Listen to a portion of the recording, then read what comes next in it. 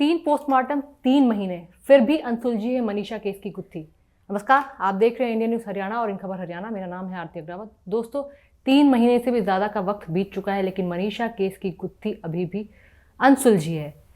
मनीषा के पिता संजय कुमार का कहना है कि सीबीआई जांच में बेहद ही धीमी चाल चल रही है। हालांकि उन्होंने सीबीआई की जांच पर भरोसा जताया है, लेकिन साथ ही ये भी कहा है कि सीबीआई की धीमी चाल उनका ढांढस तोड़ रही है। उनका कहना है कि सीबीआई जिस तरह धीरे धीरे इस केस में जांच में आगे बढ़ रही है, उससे कहीं ये केस ठंडे बस्ते में ना चला जाए।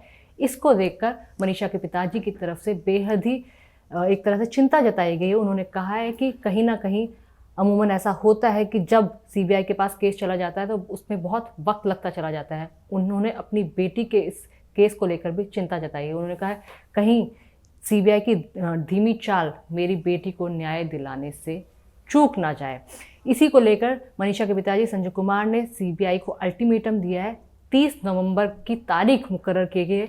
उन्होंने कहा है कि 30 नवंबर को हम महापंचायत करेंगे, अनशन करेंगे अगर हमारी बेटी को न्याय नहीं मिलता है। दोस्तों, मनीषा के पिताजी का ये भी कहना है 4 से 5 दफ़ा सीबीआई परिवार से और आसपास के लोगों से पूछताछ कर चुकी है, लेकिन ऐसा लगता हुआ नज़र नहीं आ रहा है कि उनकी बेटी को और उन्हें न्याय मिलेगा। हाल ही में मनीषा के पिताजी संजय कुमार संग इंडिया न्यूज़ की बातचीत हुई तो उन्होंने काफ़ी खुलासे किए थे और उसी दिन एक महापंचायत हुई थी। महापंचायत में किसान नेता सुरेश कौथ भी मौजूद थे। उन्होंने साफ तौर पर कहा है कि जिस तरह के हालात मनीषा केस के समय हो गए थे, उस समय और भी लोगों की जान जा सकती थी।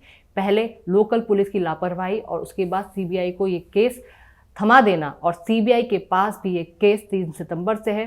सीबीआई अब तक 4 से 5 दफ़ा भिवानी आ चुकी है, 3 बार पोस्टमार्टम हो चुके हैं, लेकिन अब तक भी कोई क्लू मिलता हुआ नज़र नहीं आ रहा है। इसके साथ साथ मनीषा के पिताजी ने बेहद ही भावपूर्ण बात कहते हुए कहा है कि कहीं ना कहीं सीबीआई पर भी उनका भरोसा अब डगमगाने लगा है, और ये कहा है कि अगर 30 तारीख तक उनकी बेटी के केस पर कोई अपडेट नहीं आती है या न्याय नहीं मिलता है तो वो अनशन करने से भी नहीं चूकेंगे, आंदोलन करने से भी नहीं चूकेंगे। न सिर्फ ढाणी लक्ष्मण गांव बल्कि आसपास के गांव के लोग भी इस आंदोलन में शामिल होंगे। इसके साथ साथ दोस्तों, मैं आपको बता दूं 3 सितंबर से ये केस सीबीआई के पास है। सीबीआई कई दफ़ा भिवानी के दौरे कर चुकी है, कई लोगों से पूछताछ कर चुकी है, खेत मालिक से पूछताछ कर चुकी है, बकरी पालक से पूछताछ कर चुकी है। इसके साथ साथ कीटनाशक बेचने वाले दुकानदार से भी पूछताछ कर चुकी है, लेकिन ये केस सॉल्व होता नज़र नहीं आ रहा है।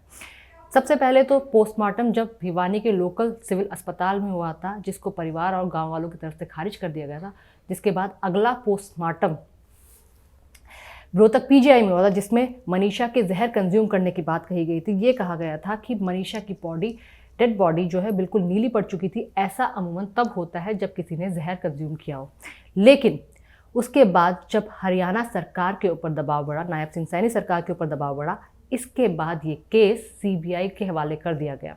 तब मनीषा के पिताजी ने उम्मीद जताई थी कि मुझे लगता है कि कम से कम अब ये केस सुलझ जाएगा, क्योंकि सीबीआई पर उन्हें पूरा भरोसा है। लेकिन 3 सितंबर से अब ये 19 नवंबर का वक्त बीत चुका है, लेकिन मनीषा केस में अभी भी कोई क्लू मिलता हुआ नज़र नहीं आ रहा है। हालांकि सीबीआई की कई दफ़ा मनीषा के पिताजी और उनके दादाजी से बात हो चुकी है, लेकिन सीबीआई की बेहद धीमी चाल को लेकर चिंता जताई गई है और ये कहा है कि अगर 30 नवंबर तक भी इस केस में कुछ क्लू या अपडेट नहीं सामने आते हैं तो वो आंदोलन करेंगे। साथ साथ मनीषा के पिताजी ने ये भी दरख्वास्त की थी, कम से कम हरियाणा सरकार तो सीबीआई से बातचीत कर ये मांग कर सकती है कि अब तक जो भी केस में अपडेट हुए, जहाँ पर भी इन्वेस्टिगेशन पहुंची है, उसकी डिटेल परिवार के साथ साझा की जानी चाहिए, ताकि परिवार को भी ये तसल्ली हो सके कि उनकी बेटी को न्याय ज़रूर मिलेगा।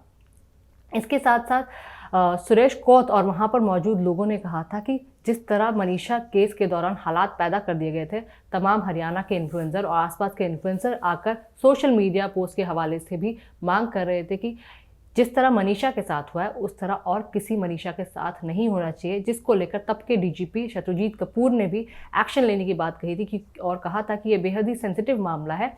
ऐसे मामलों पे जो हरियाणा के या फिर चर्चित लोग हैं उनको बहुत सोच समझकर बात करनी चाहिए या फिर सोशल मीडिया पर पोस्ट करना चाहिए।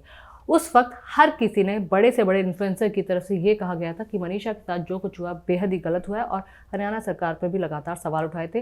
साथ ही सबसे ज़्यादा कल्प्रिट उस समय हरियाणा और भिवानी की पुलिस निकल कर आई थी, जिसने ये FIR भी लिखने से मना कर दिया था। मनीषा के पिताजी और परिवार वालों को ये कह के वापस भेज दिया था कि आपकी बेटी किसी के साथ भाग गई होगी, जल्द ही 1-2 दिन में वापस आ जाएगी। इसके बाद ये पूरा मामला उलझता गया। अब मनीषा के पिताजी का ये कहना है कि अगर शुरुआत में ही लोकल पुलिस इस मामले को लेकर रिपोर्ट दर्ज कर लेती तो हो सकता है उनकी बेटी जिंदा होती। ये केस इतना उलझता नहीं और इतना वक्त भी नहीं लगता। इसके साथ साथ सोशल मीडिया पर लगातार लोग मांग करते हैं और ये कहते हैं कि क्यों CBI आइडियल कॉलेज में नहीं जाती है। सारे के सारे सुराग उसी कॉलेज में मौजूद हैं। साथ ही ये कहते हैं मेन कल्प्रिट भी कहीं ना कहीं उसी कॉलेज में छिपे हैं और साथ ही आइडियल कॉलेज के जो मैनेजमेंट है और स्टाफ से उनसे बातचीत करके सारे के सारे खुलासे हो सकते हैं।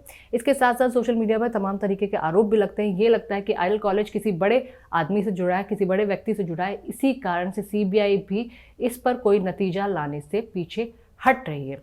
इसके साथ साथ मैं दोस्तों आपको बता दूं, जिस दिन मनीषा की हत्या हुई यानी 11 अगस्त का वो दिन था जब मनीषा एडमिशन की बातचीत करने के लिए उस कॉलेज में गई थी। रोज़ की तरह जिस बस में आती जाती थी वो उसी बस से आती जाती गई थी, लेकिन बस ड्राइवर को उसने उस दिन फ़ोन करके ये कह दिया था कि वो अब से कुछ देर में एडमिशन की बातचीत करके आएगी, लेकिन मनीषा वापस लौटी नहीं। ये सारी की सारी जानकारी एडमिशन के लिए जाने से पहले उसने अपने पिताजी को दी थी। जब 2-3 घंटे से भी ज़्यादा का वक्त बीत गया तो बेटी का फ़ोन बंद आने लगा, जिसके बाद संजय रिपोर्ट लिखवाने भिवानी पुलिस के लोकल थाना गए, लेकिन वहां पर रिपोर्ट लिखने से मना कर दिया। लेकिन 2 दिन बाद जब मनीषा का शव मिला उसने बहुत सारे सवाल प्रशासन और पुलिस के ऊपर खड़े कर दिए। लेकिन फिलहाल दोस्तों अपडेट ये कि 30 नवंबर को मनीषा के पिताजी और परिवार वालों और साथ साथ ढाणी लक्ष्मण गाँव और आसपास के गाँव द्वारा एक महापंचायत दोबारा की जाएगी। उसमें मनीषा का परिवार अनशन करेगा और ये मांग करेगा कि जल्द से जल्द उनकी बेटी को न्याय मिले और CBI को अल्टीमेटम भी दे दिया गया है। ये आंदोलन बहुत बड़ा हो सकता है। दोस्तों इस पर आपकी क्या राय है? क्या मनीषा को न्याय मिल पाएगा? क्या मनीषा के पिताजी का ये रुख आंदोलन करने का सही है? ज़रूर बताइएगा। नमस्कार।